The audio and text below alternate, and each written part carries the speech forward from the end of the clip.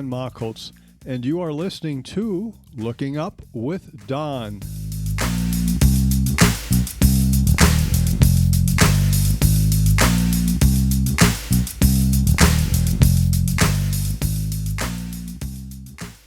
This is the Looking Up with Don podcast, episode number 38 for the week of September 23rd, 2020. The related website for this podcast is donmachholz.com. That is spelled DONMACHHOLZ.com. 2 H's. What's up in the sky this week? As our week begins on Wednesday, September 23rd, the moon is at first quarter half full in the evening southern sky. On Thursday, September 24th, the moon passes south of the planet Jupiter. 12 hours later, it passes south of the planet Saturn.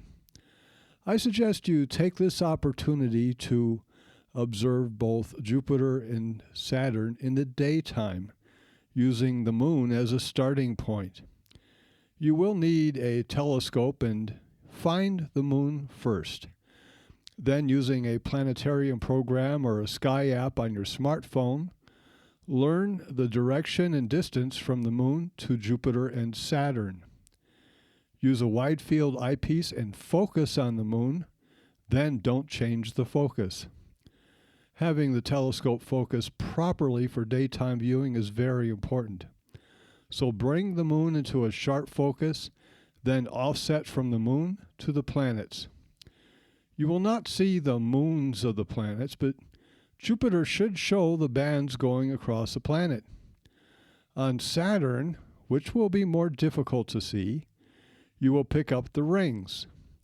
It is very impressive to see these planets in the daytime, and with the bright moon near these planets, and these planets not near the sun and not near opposition, where they are visible only at night, now is the ideal time to see them in the daytime. After passing Jupiter and Saturn on September 24th and 25th, the moon continues on to full phase early next week. Presently, the planet Mars rises about the time the sky darkens in the evening. This week, as it continues to brighten, its brightness will exceed the brightness of the planet Jupiter. The planet Venus in the morning sky is brighter than both. Mars, in an orbit that's not quite circular, will be closest to the Earth on October 6. Opposition, when we are exactly between the Sun and Mars, will be a week after that. Now is a good time to get out and see Mars and crank up the magnification. And through a telescope and binoculars, and with the unaided eye, what color is Mars? We often call it the red planet, but I'm not too sure about that. The sun is now south of the equator and will stay there for the next 6 months. It crossed the equator headed south on September 22nd.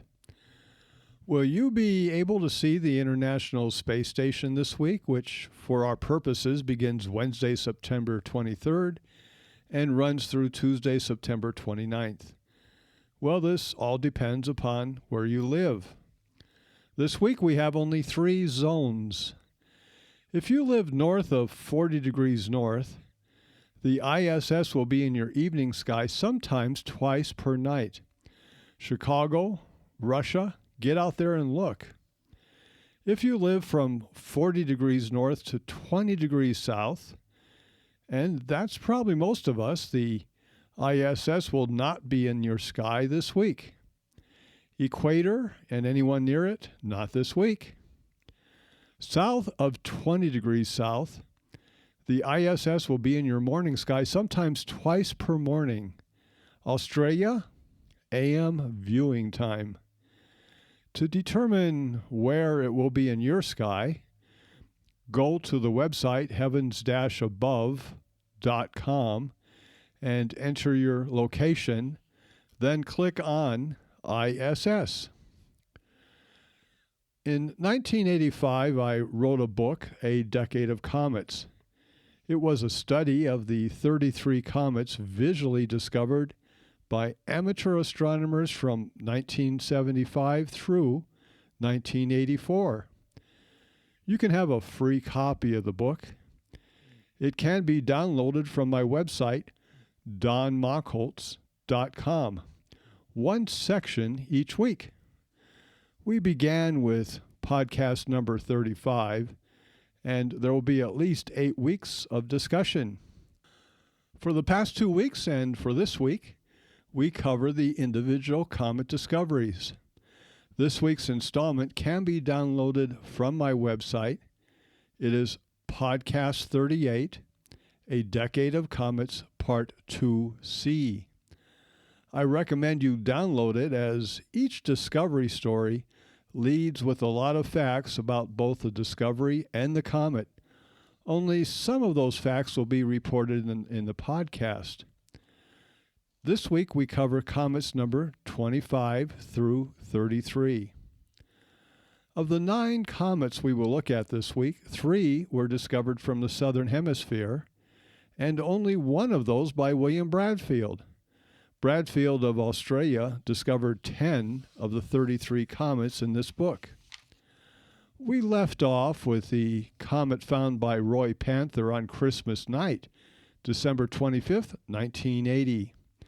That was the 4th visual comet discovery in 1980. The next year, 1981, no comets were found visually. 1982 had only one visual comet discovery, and that was Comet Austin 1982G.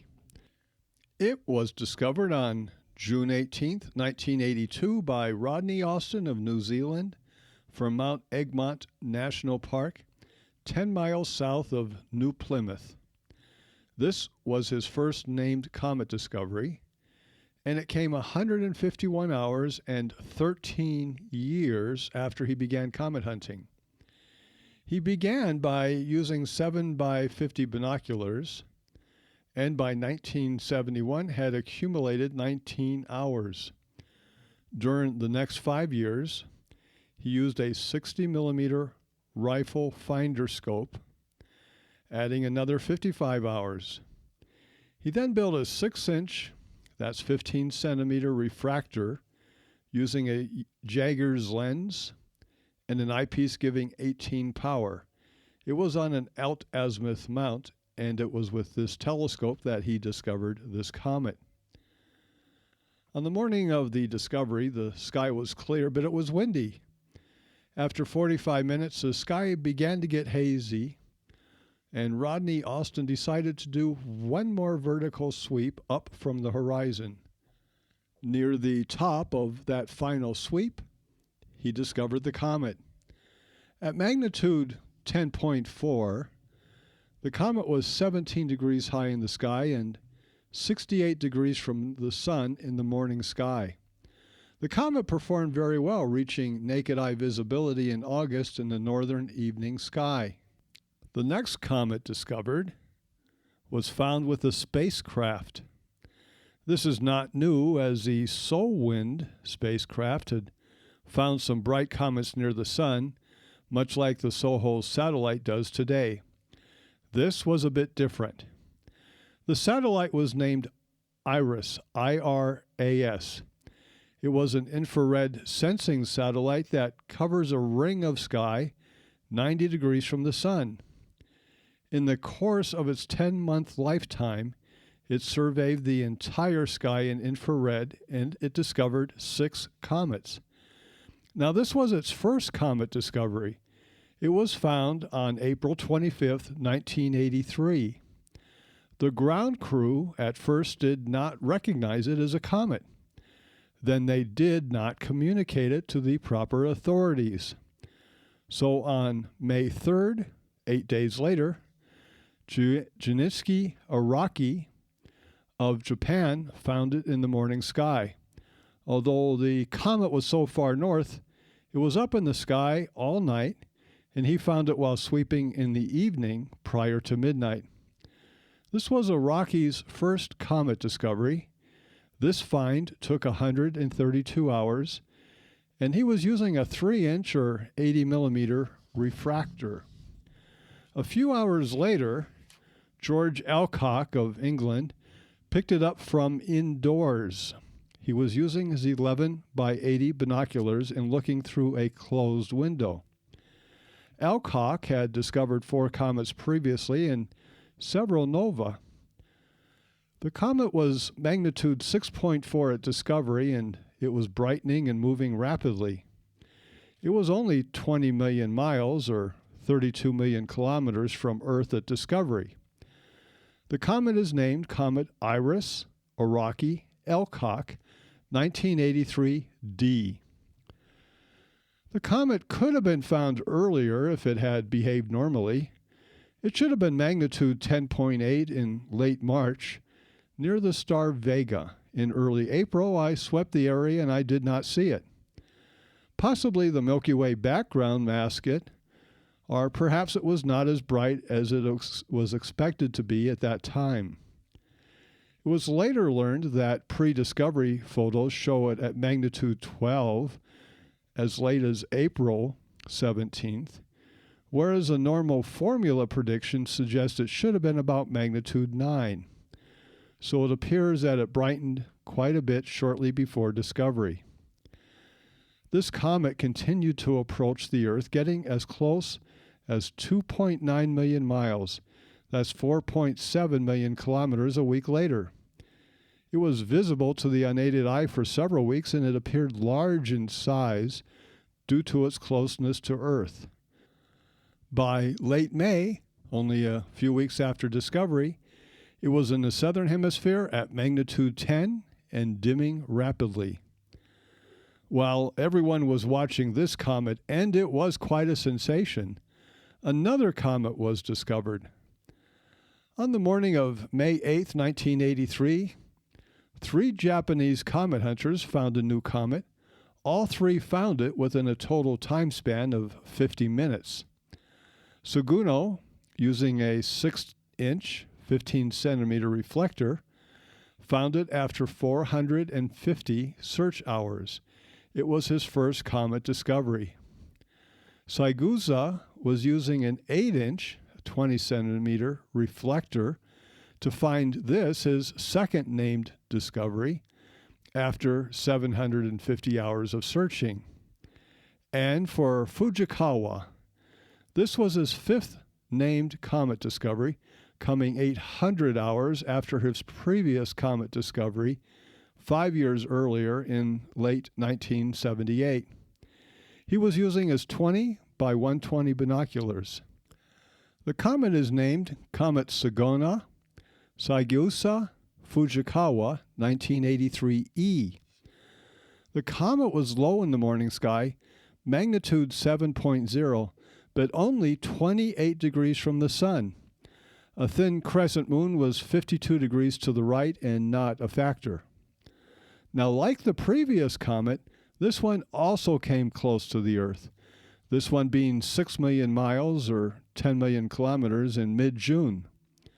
However, as it approached the Earth, it became more difficult to see, in part due to the large size of the coma, and in some large telescopes, it seemed to disappear. Our next comet was discovered with the largest telescope used to find any of the 33 comets. It was a 19-inch, 0.52 meter reflector at 65 power at the Vilnius Observatory in Uzbekistan. The discoverer was Kazimieras Cernis, who had discovered his first comet in July 1980. Since then, he had spent 297 hours searching for comets, most of those hours with his 20 by 110 binoculars, but 31 of those hours with the 19-inch reflector. The comet was named Comet Cernis 1978L. At discovery, the comet was in the morning sky, 73 degrees from the Sun and magnitude 10.7. It was in the constellation Aries. The comet reached perihelion, its closest point to the Sun, the very next day at a very distant 3.3 astronomical units. It brightened a bit as it neared the Earth a few months later. It probably could not have been found much sooner. I swept over it and did not see it on July 6th, 7th, 14th, and 20th with 29 by 130 binoculars. 1983 was an exciting year with those two comets coming close to the Earth. Now we move to 1984.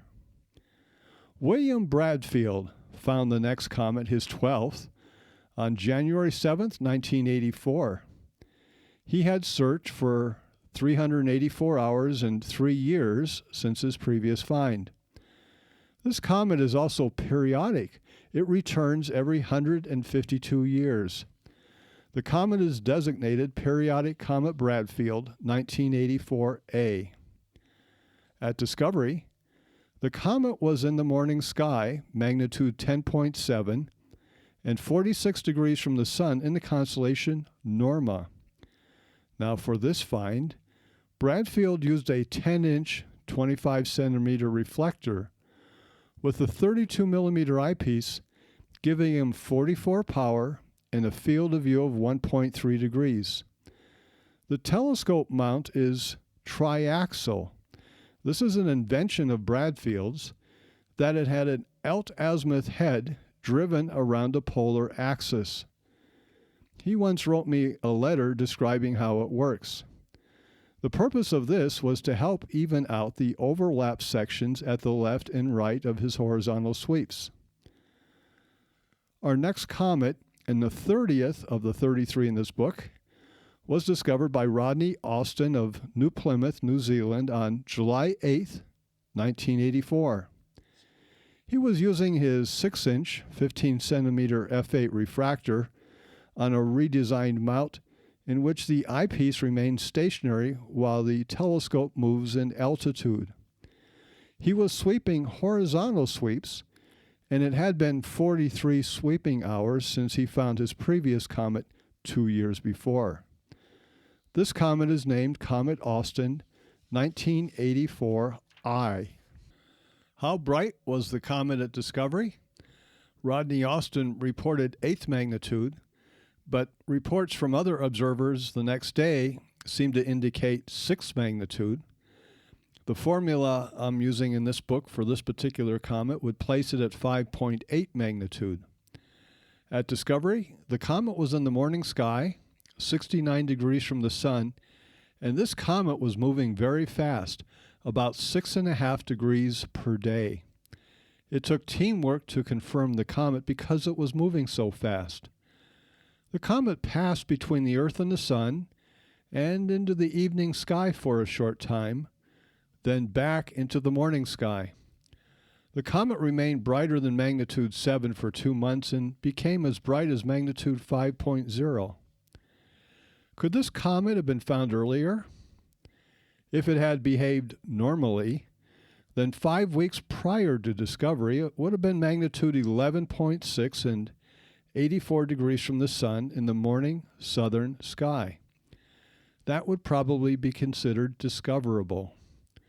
2 weeks before discovery, as the moon was leaving the morning sky, it should have been about magnitude 8.8 and 5 degrees northwest of a galaxy known as NGC 253. On that morning, I swept that area with my 10-inch, 25-centimeter reflector. I saw the galaxy, but not the comet. Both objects were just a few degrees above the horizon, with the comet slightly higher than the galaxy. Perhaps the comet did brighten shortly before discovery. Kaseo Takamazawa of Japan discovered the next comet on July 30th, 1984. It was found in the morning sky, but very far from the Sun, 171 degrees. This puts it near opposition, and from most of the world, it was above the horizon for nearly the whole night. Therefore, any astronomer who had clear skies during those moonless nights, could have picked up this comet. The comet was magnitude 9.4, and it had taken Takamazawa 271 hours to find this, his first named comet discovery.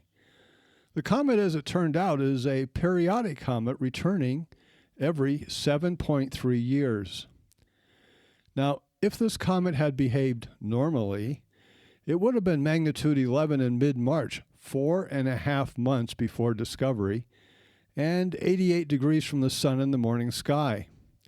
Now, from here, it would have brightened to magnitude 9.5 and 113 degrees from the sun 2 months later, in mid-May.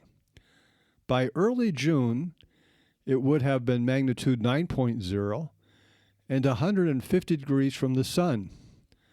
My records show that I swept over it 9 times.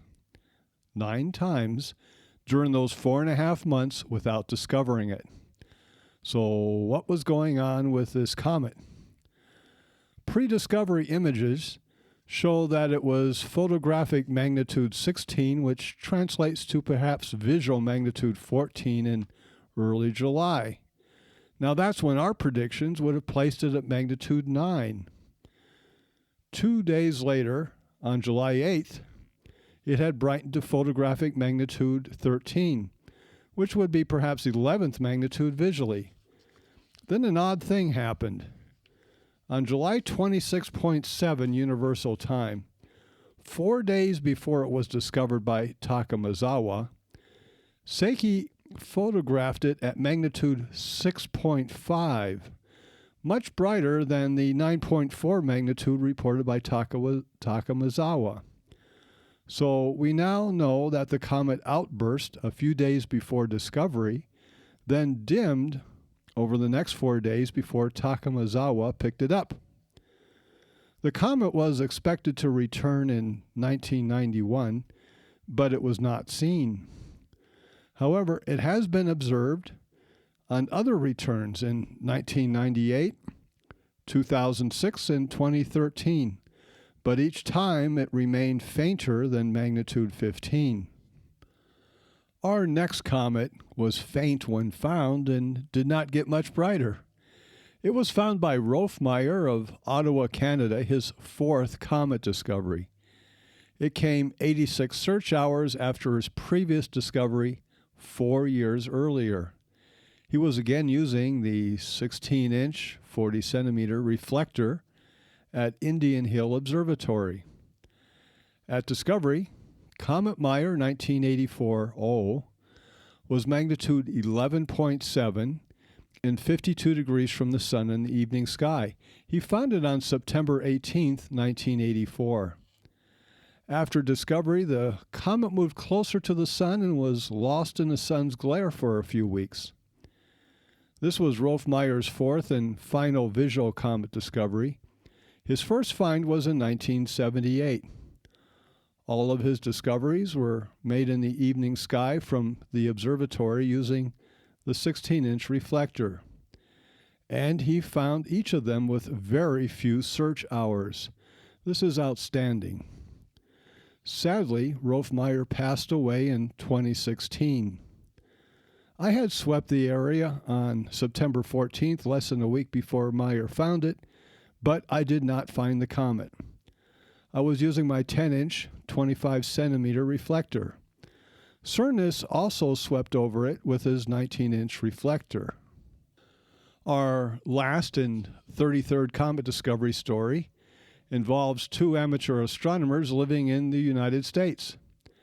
David Levy, born in Canada, but residing in Tucson, Arizona, discovered a comet on November 14th, 1984. Levy had been searching for 917 hours and 19 years. This was his first named discovery. He would go on to discover 9 comets visually, plus working as part of the team with Carolyn and Eugene Shoemaker. He has his name on 13 more found from Mount Palomar. But during this time, over those 19 years, he was out comet hunting for 850 sessions. He has used a variety of instruments, including an 8-inch, 20-centimeter reflector and a 6-inch, 15-centimeter reflector.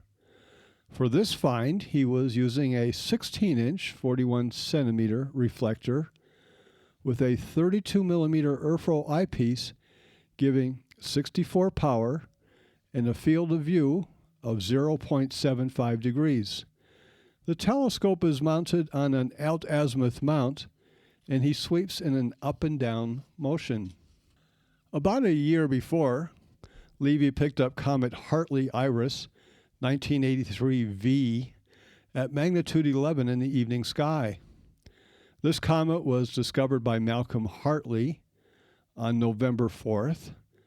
Then the satellite IRIS found it 6 days later. It was not confirmed until November 23rd, and David Levy found it 7 days later. But back to the comet at hand. Nearly a day later, this comet that Levy found was discovered by Michael Rudenko of Amherst, Massachusetts. He was using a 6-inch, 15-centimeter f8 refractor telescope and a 40-millimeter eyepiece giving him 30 power. He was also using a Lumicon deep sky filter to reduce light pollution somewhat. The telescope is on an alt-azimuth mounting. This was Rudenko's first named comet discovery, and it took him 247 hours to discover it. At discovery, Comet Levy-Rudenko 1984 T was at magnitude 9.4 and 60 degrees from the sun in the evening sky. It continued moving north and brightened by about a magnitude. This concludes the discovery stories of the 33 comets visually discovered from 1975 through 1984. This has taken us 3 weeks, and you can listen to past ones on podcast 36 and 37. This is podcast 38. Looking ahead to next week, we will examine the time of the discoveries, from the number per year, the number for each month, even the days of the week for each discovery. Hint: apparently, comet hunters do not work during August. Actually, they do, but they found none of the 33 comets in August. Go figure. As for the comets in our sky this week, we have 3 in the evening sky, but the moon is in the area. If you wish to look at them, you can get podcast 37, maps 1 and 2. They will show the evening sky comets for this week. There's a comet in the morning sky, and you can find that on podcast 38. That's this podcast. Map number 2. It is Comet 2020 M3 Atlas, and you can find that on that map number 2, and you can still find it in the morning sky before the moon becomes full in another week. We did a little experiment last month with the moon, and let's do it again. The moon will be full on Thursday, October 1st at 21:04 Universal Time. Now, technically, that is next week, but I want to tell you about this now. I'll mention it again in next week's podcast, but some of you don't listen to these podcasts until later in the week, which would be after October 1st. So let's set the stage. Full moon is Thursday, October 1st, 21:04 Universal Time, but the moon will be several degrees south of the ecliptic. The exact distance depends upon your latitude. What I'm asking you to do is to look carefully at the moon when it is near full on October 1st. Does the moon really look equally, fully illuminated around the edge? The further north you live, the greater the effect. So Santa Claus, this one's for you. I suggested this on podcast 34 and tried it myself. And I did see some difference with the north side showing some shading and contrast on the craters, while the south limb was very well lit with no contrast and no craters easily visible. Look for the same thing late this week. October 1st would be the ideal time to do it. You have been listening to Looking Up with Don, podcast episode number 38 for September 23rd, 2020.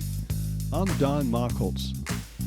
Once again, the related website for this podcast is donmachholz.com. That is spelled DONMACHHOLZ.com, 2 H's.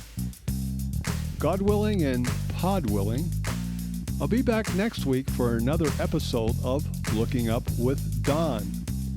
We will discuss what's going on in the sky and look at the very uneven spacing of visual comet discoveries and more fun facts from the book, A Decade of Comets.